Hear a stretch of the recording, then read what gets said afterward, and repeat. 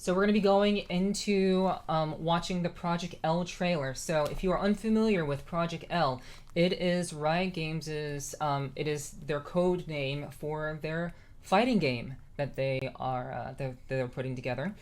We've known about the fighting game that Riot is making. We've known about this for maybe about 2 years now. So this is basically kind of like a re-announcement of the existence of this game, because all of the details regarding this game have been very, very quiet. This has been a very, very quiet game. No one is really, like, there have been no leaks about this fighting game at all.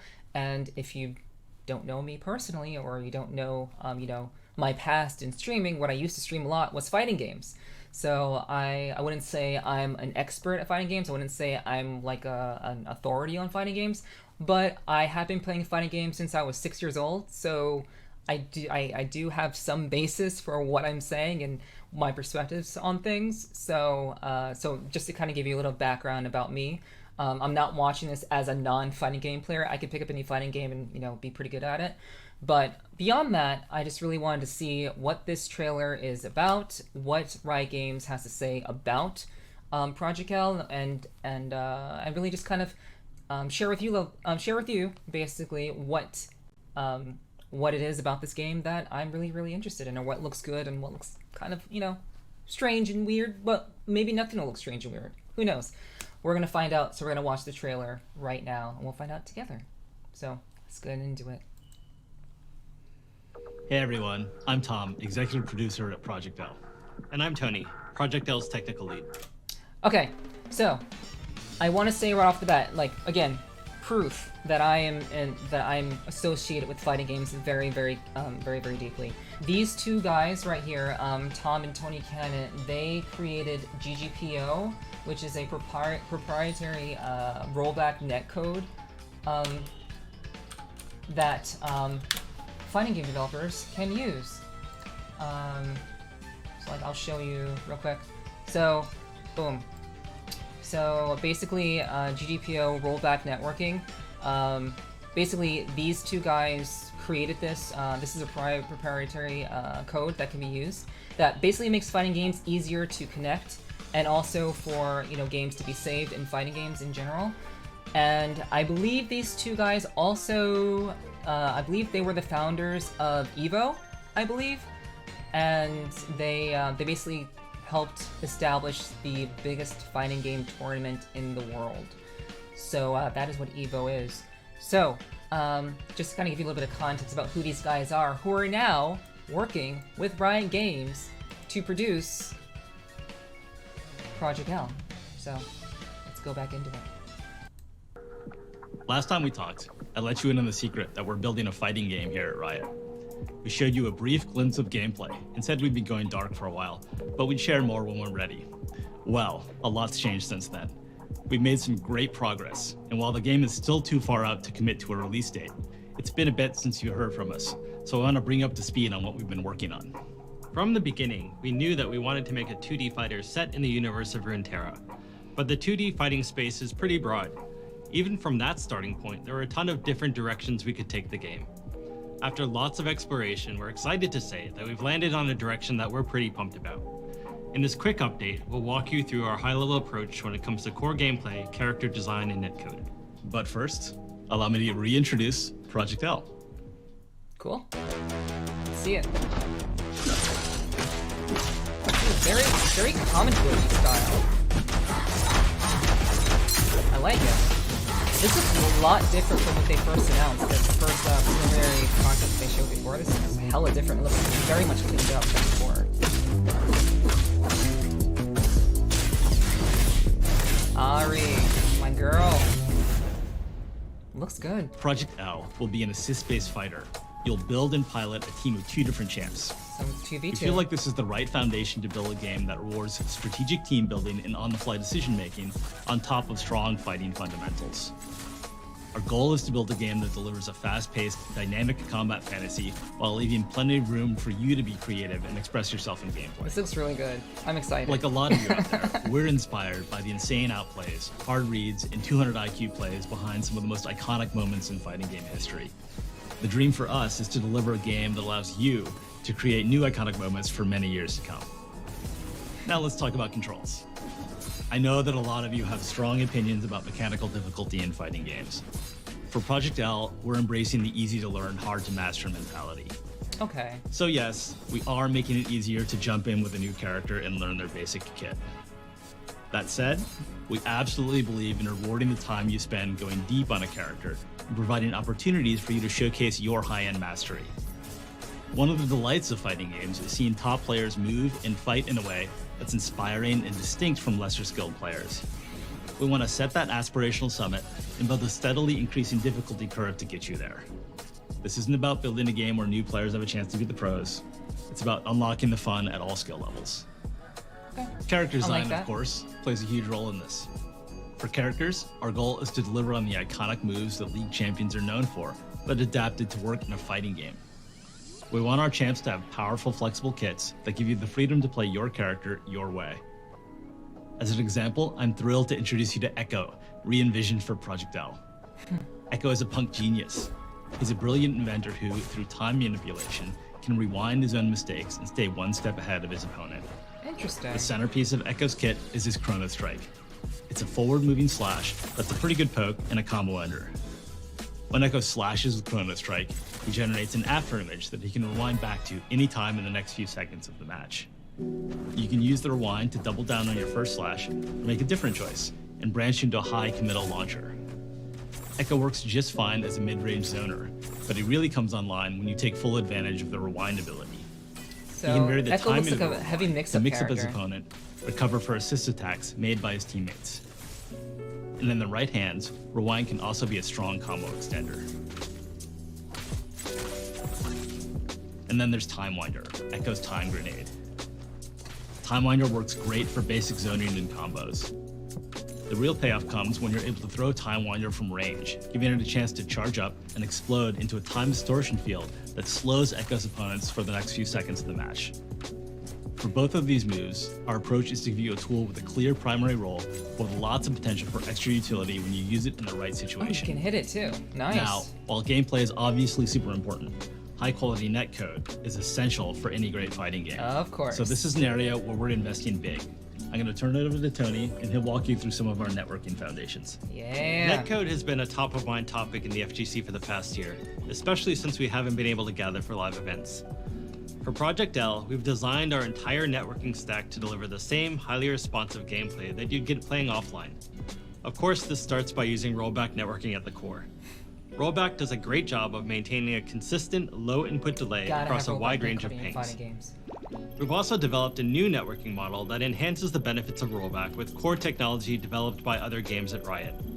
We'll route network traffic between players through Riot Direct, our internal network already being used to minimize latency in League of Legends and Valorant. We're also actively managing a player's connection to their opponent to ensure a consistent, fair play experience. If their connection is laggy or drops packets, their experience will suffer, but yours won't. And if someone rage quits in the middle of a match, our netcode will determine who should win and who should be penalized. We're taking netplay Good. very seriously for Project L. And It's the boring. primary way that we playtest the game internally, and we're working every day to make sure it's in top shape for the eventual release. We hope you enjoyed this sneak peek at Project L. Before we go, I want to remind you that our game is still in R&D. We're happy with how core combat is shaping up, but there's still a ton of work to do. Thanks so much for your patience while we take our time to make sure that we get this right. So that's all for now. Last time we spoke, Project L went dark afterwards, but this time we'll do our best to keep in touch when we have major news to share. Thanks a lot. Thank you. Hold on. Okay, so, man, this looks really good. Like I'm actually impressed. Like I've been looking forward to this for a very long time. Again, as a fighting game player, as someone who has played a number of fighting games over my time streaming and before I even started streaming, I'm very, very excited about this. And I want to talk about a little bit about just exactly like what I'm really looking forward to, or what seems to be really, really interesting about this game. So, they mentioned that the game is going to be very easy to get into, but difficult to master. So let me mute this for a second. So what this looks like to me, this little bit of information right here with the S1 to A1, this looks basically like it's just a two. This is a 2-button combo, and then there is one button and then another button right after that. So this seems very reminiscent of Fantasy Strike. Fantasy Strike is a current fighting game that's meant to be very, very easy to get into because of the button inputs are very, very simple. Basically, you can just use like 1 or 2 buttons to do very basic moves, and the combat is really centered around utilizing those buttons to just, you know, do what you need to do in the game. And it's not complicated to inputs. It's very simple to get into. But once you play at a higher level, it is a little bit difficult to master because of the depth of the game. So basically what they're trying to do is balance a game to basically cover the ground of like basically what Riot's products seem to really be aiming for in general. The idea of having their games be welcomed to like people who aren't familiar with the genre that they're creating a game for, so they can get into it, have fun with it, play around with it, and there's no skill gap immediately getting into a game before you're able to play it. For example, Legends of Runeterra, that is what I'm very familiar with in terms of Riot's games. It was the first Riot game I ever played. Actually, I guess I did dabble in League of Legends like a few rounds or whatever, but mainly I spent the most time playing Legends of Runeterra. Legends of Runeterra is very, very easy to understand and very easy to get into, but at the higher levels it's very, very it can be very like complex and very, very very, very difficult to master. And the more cards that are available to you, the more decks that are released, the more effects that can happen in the middle of a match. It can get pretty complicated. It can get really, really deep, and Legends of Runeterra is very, very welcoming to new players who aren't familiar with card games. And I love that Riot Games did that really, really well. And they seem to really be focused on the new player, on the person who is new to that genre of games. And it seems they're taking the same approach with Project L, and that's really, really interesting and really, really exciting. I'm sad that they didn't spend too much time talking about Jinx. They only talked about one of their characters, Echo. Echo is also in Arcane, by the way, so a younger version of Echo.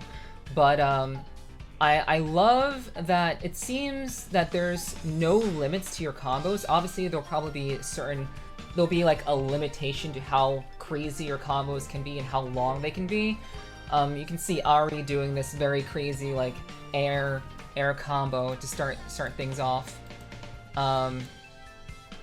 And I don't know, just the look and feel of the game, it seems like they've kind of come to what they want the game to look like. It seems like they've settled on the design of the game, how they want the characters to look, how they want to depict the world.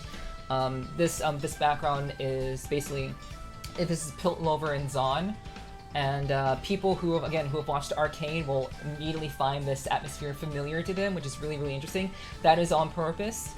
They deliberately made this background Piltover and Zon because of Arcane. So they want to link all of their products to be representative of each other, so that when you see one thing in one game, you can reference that to another one of our Riot Games' products, and I think that's really, really cool. Their marketing for their games is just so good. It's so clear-cut. I didn't know about Ruin King. Ruin King is another one of the games that recently released, and I didn't really know about it. So that was the one thing that kind of slipped through the cracks for me. But other than that, like their marketing has just always been like on point, and this game just looks really, really good, really interesting. They're using very much key characters that are super cool. Seeing Ari do a little bit of I think that was like a super. That looks like a super that she just did. That's pretty nifty. We don't know anything about, we don't know anything about, how the game actually works mechanically. And what I mean by that is, they're still keeping, like, things like gauges, because in fighting games, most fighting games, there are power gauges at the bottom that basically, those are things that you can manage resources and use those resources, or spend those resources to do special moves like EX moves or supers. So we still don't know what those look like. We still don't know what the the layout of the what the UI of the game is going to look like. We don't know what the life bars are going to look like. We don't know what the timer is going to look like. All of these things are still very much, I guess, in R&D, as they said. So what I'm very, very confident about is the fact that Tony and Tom Cannon, they know fighting games. They have been involved with fighting games for decades, and I can rest assured, and I'm sure the rest of you, well, if you know about them, you can also be rest assured. I'll assure you, if you aren't, that these two guys who are leading off this project, they know what they're doing. They know fighting games, and I am very, very confident that they will make Project L look fantastic and play fantastically. Obviously, it's a fighting game. There are going to be flaws with it, but I will definitely be playing Project L. I would love to play the beta on stream. I'll probably do that because I can't help myself. I've become a Riot Games simp myself, and I'm really looking forward to this. So Project L is looking really, really fantastic, really beautiful, and all the animations look so fluid, and I'm really, really looking forward to playing this on stream, and maybe with some of you lovely humans. That'd be really great. So. Yeah, that's all I have to say about Project L. I hope to hear more about it real soon, and yeah, I'm really, really excited about it.